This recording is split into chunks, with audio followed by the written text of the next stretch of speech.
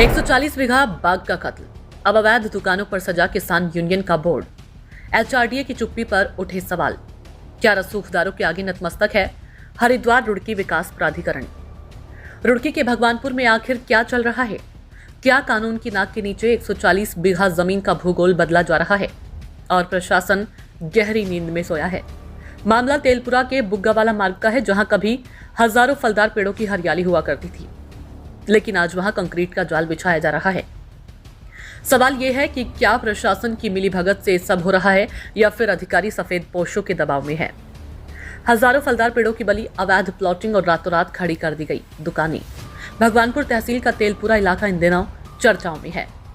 Media में खबर आने के बाद जिला प्रशासन ने हरकत में आने का दिखावा तो किया, लेकिन धरातल पर कार्रवाई के नाम पर सिर्फ खानापूर्ति नजर आ रही है।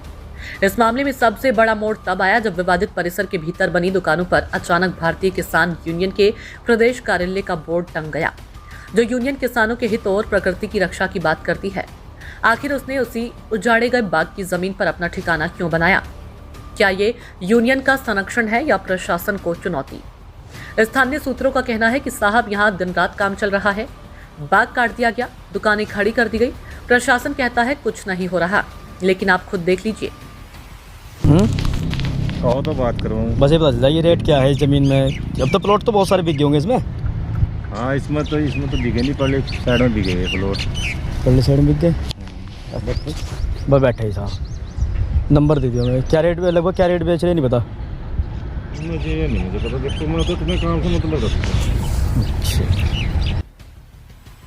हैरानी की बात तो यह है कि जब भगवानपुर एसडीएम डीएस नेगी से इस बाबत पूछा गया तो उनका जवाब था कि मौके पर कोई निर्माण नहीं चल रहा।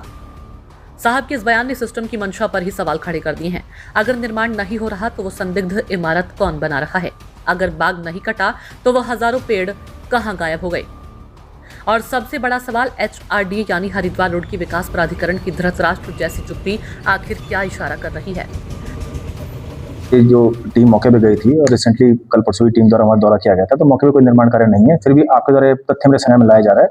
आज मैं दोबारा टीम को भेजता हूँ पर, और मैं फिर अश्योर करना चाहता हूँ कि अगर बिना नक्शा पास कराए कोई भी निर्माण कार्य होता है तो उसके अलावा नियमानुसार कार्रवाई की जाएगी। सर, क्या आप भी बना रखा है, प्लॉट भी बेच रहे हैं, तो क्या ऐसा अधिकार नहीं, बिल्कुल बिना नक्शा पास कराए वो नहीं कर सकते क्रय विक्रय इसमें, और मेरी टीम इसका सत्यापन करेगी। अगर ऐसी कार्रवाई मिलती है तो उसका कार्रवाई की जाएगी। और जो दुकानें यहाँ तहसील से भी नोटरी और बेनामी किए गए, इसका मेरे को संज्ञान नहीं है। तहसील से क्या कार्रवाई हुई, बेनामी की कार्रवाई मेरे संज्ञान में नहीं है। उसमें एक निर्माण भी चल रहा है।